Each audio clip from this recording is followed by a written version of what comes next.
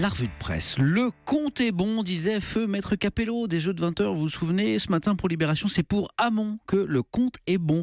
Alors sur le papier, si l'on se fie au ralliement des uns et des autres, c'est bien le leader de l'aile gauche du PS qui est bien parti pour s'imposer au second tour. Libération propose donc à ses lecteurs une enquête sur son entourage, ses mentors, ses influences à lui, qui est la surprise de cette primaire.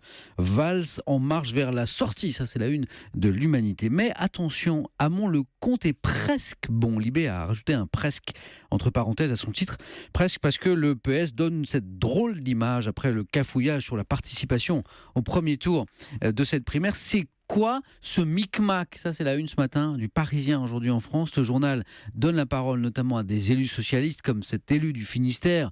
Avant, j'étais désabusée, aujourd'hui, je suis en colère, dit-elle. Ce qui vient de se passer entre incompétence et tripatouillage supposé, c'est lamentable. On passe pour des charlots, résume un élu PS bourguignon.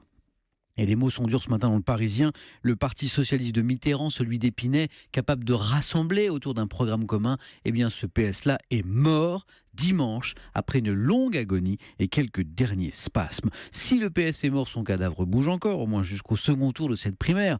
Hamon-Valls, le duel tourne au règlement de compte, constate le Figaro. Valls, sa campagne ratée, on y revient avec vous dans un instant. Soisig. Et puis je reviens au Parisien où Bernard Kouchner, ce matin, se confie. Il est triste. J'ai mal à ma gauche, dit-il. Alors certains me diront, Kouchner, le même qui a été ministre de Nicolas Sarkozy, oui, c'est le même. Et Kouchner, aujourd'hui, son cœur penche pour Emmanuel Macron. Mais Macron est-il de gauche? Question.